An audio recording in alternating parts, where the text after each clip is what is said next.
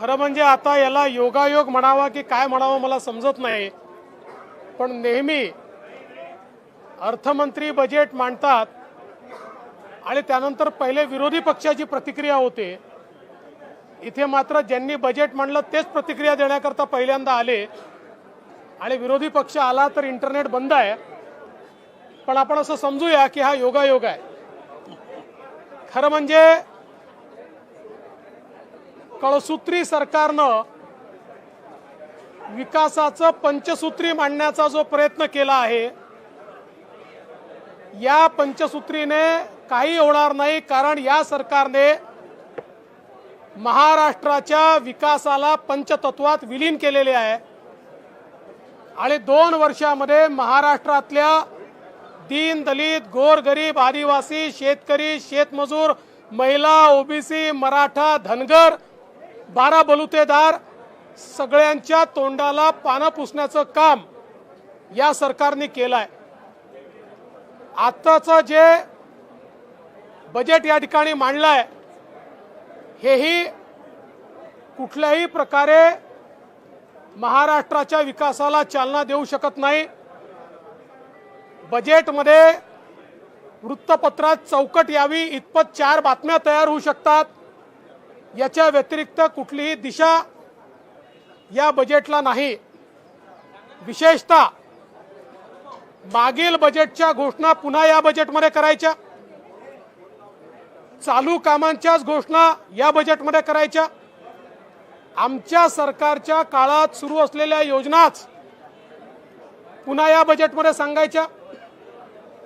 मला एका गोष्टीचा आनंद आहे की पहिल्या वर्षामध्ये आमच्या सगळ्या योजना बंद करणारं सरकार आता त्याच योजनांचा विस्तार करून त्याचं क्रेडिट घेण्याचा प्रयत्न करत आहे।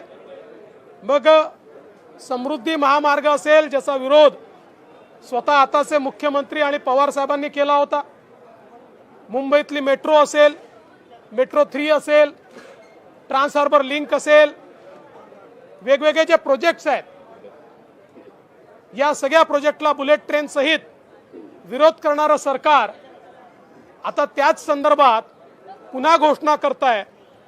हे पाहून आनंद करावा की दुःख ठेवावं हे समजत नाही। खरं म्हणजे विशेषतः शेतकऱ्यांना या बजेटने काही दिलं नाही।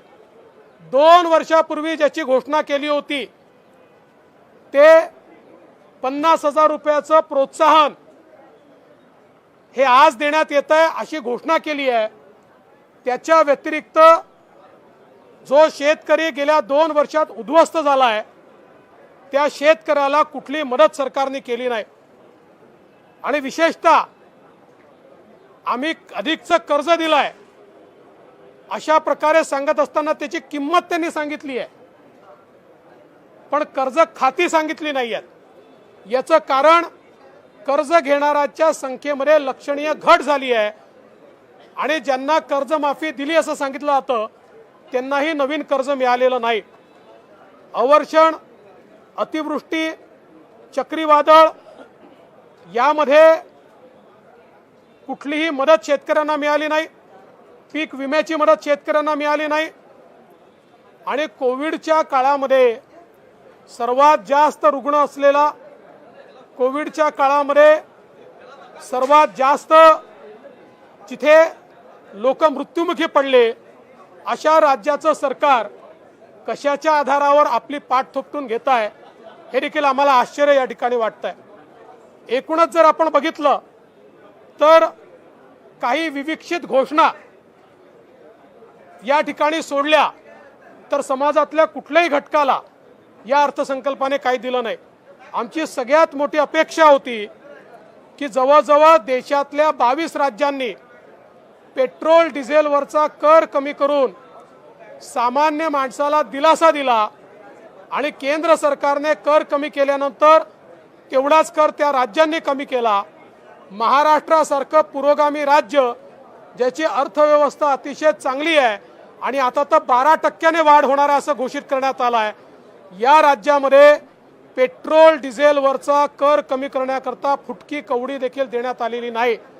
आता माझा सवाल आहे सायकलवरनं मोर्चा काढणारे नाना पटोले किंवा सायकलवरनं मोर्चा काढणारे काँग्रेसचे आणि राष्ट्रवादीचे लोक, शिवसेनेचे लोक आता कुठला मोर्चा नेमका या संदर्भात काढणार आहे हे देखील त्यांनी सांगितलं पाहिजे।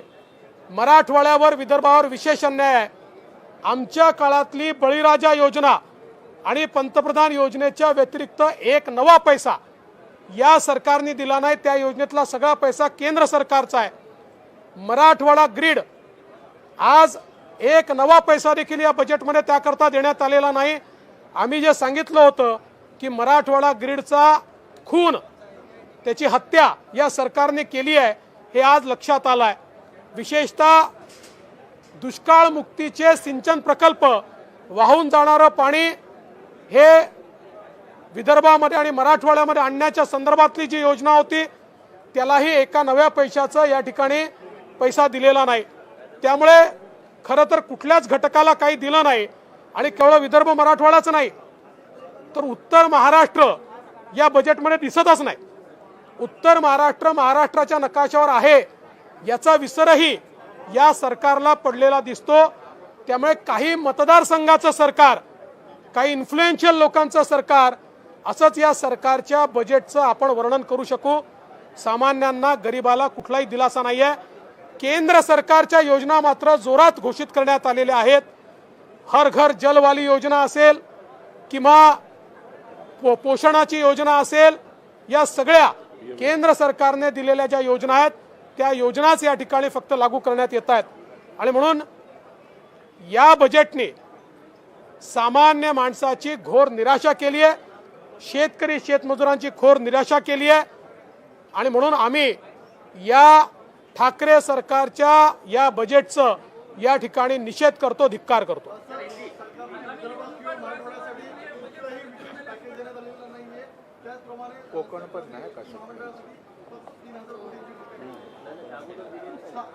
खरं म्हणजे आम्हाला अपेक्षा होती की आता सरकारने किमान एसटी कामगारांच्या महत्त्वाची मागणी एक प्रकारे फेटाळूनच लावली आहे, तर किमान दिलासा म्हणून त्यांच्याकरता काही ना काही पैसे, काही ना काही पॅकेज, काही ना काही योजना घोषित होईल।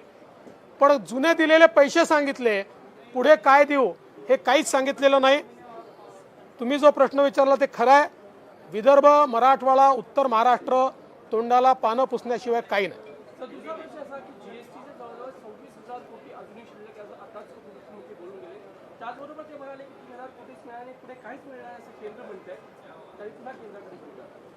असं आहे की त्यांना हे माहिती आहे की केंद्राने कायद्याने जबाबदारी स्वीकारलेली आहे की राज्याचा 5 वर्षापर्यंत जो शॉर्टफॉल होईल, राज्याचे अपेक्षित पैसे आले नाही तर केंद्र सरकार आपल्या पैशातनं राज्याला पैसे देईल।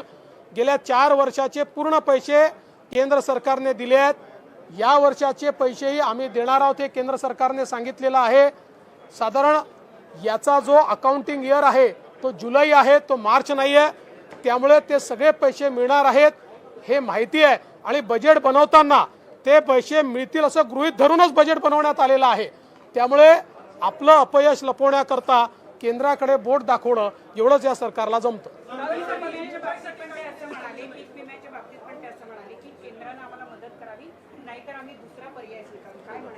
असं आहे की पीक विम्याच्या संदर्भात आमचं सरकार असताना सर्वात जास्त पैसा महाराष्ट्राला मिळत होता, कारण आम्ही वेळेवर पाहणी करायचो, वेळेवर मागणी करायचो, योग्य प्रकारचं टेंडर काढायचो। इथे तर सीझन निघून गेला तरी टेंडर निघत नाही, त्यामुळे शेतकऱ्यांचं मोठं नुकसान झालंय।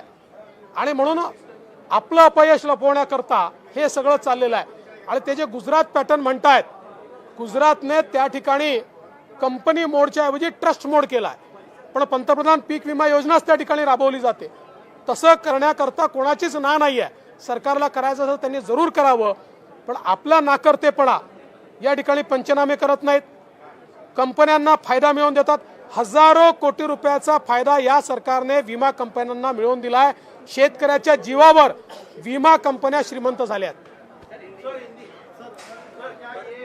देखिए, ये जो बजट रखा गया है किसान विरोधी, गरीब विरोधी, महिला विरोधी आदिवासी विरोधी, दलित विरोधी, सर्वसामान्य व्यक्ति को कुछ भी नहीं देने वाला इस प्रकार का ये बजट है। मैं ऐसा मानता हूं कि हमको अपेक्षा थी, केंद्र सरकार और 22 राज्यों ने पेट्रोल डीजल पर वैट कम करके सामान्य आदमी को कुछ न कुछ राहत दी। ये सरकार भी देगी, लेकिन इनके नेता साइकिल पे मोर्चा निकालते हैं, पर अपना समय आता है तो राहत नहीं देते। विदर्भ मराठवाड़ा को भी इन्होंने कुछ नहीं दिया, मुंबई को भी कुछ नहीं दिया। केवल जो चालू स्कीमें जो हमारे सरकार ने शुरू की थी, उन्हीं स्कीमों का क्रेडिट लेने का प्रयास इस सरकार के माध्यम से किया जा रहा है। और इसलिए मैं ऐसा मानता हूं, ये जन विरोधी बजट है, इससे किसी को कुछ भी नहीं मिला।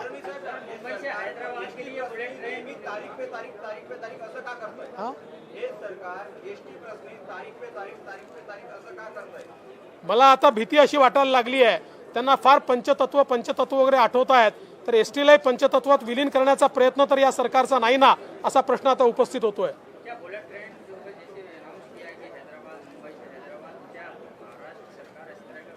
देखिए, ऐसा है कि अभी केसीआर साहब आकर गए ना, तो उनके साथ ज़्यादा रिश्ता बढ़ाना चाहते हैं, इसलिए मुझे लगता है कि आने जाने की सहूलियत हो, इसलिए मुंबई से हैदराबाद जो बुलेट ट्रेन का काम चल रहा है उसको रोक कर नई बुलेट ट्रेन की बात करना।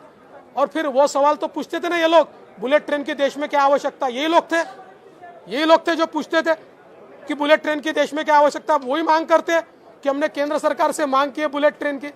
दोगलापन बाहर आ रहा है। जे लोक बुलेट ट्रेनला रोज विरोध करायचे आणि म्हणायचे बुलेट ट्रेनची आवश्यकता काय आहे, आता तेच म्हणतात मुंबई ते हैदराबाद बुलेट ट्रेनची आम्ही मागणी केलेली आहे। मला असं वाटतं ते केसीआर साहेब येऊन गेले नाही ते, त्यामुळे आता त्यांच्याशी रोज भेटण्याकरता बुलेट ट्रेनची आवश्यकता यांच्या लक्षात आली आहे। जे आहे त्या बुलेट ट्रेनला विरोध करायचा आणि नवीन बुलेट ट्रेन करा म्हणायचं, ही दुटप्पी भूमिका आहे।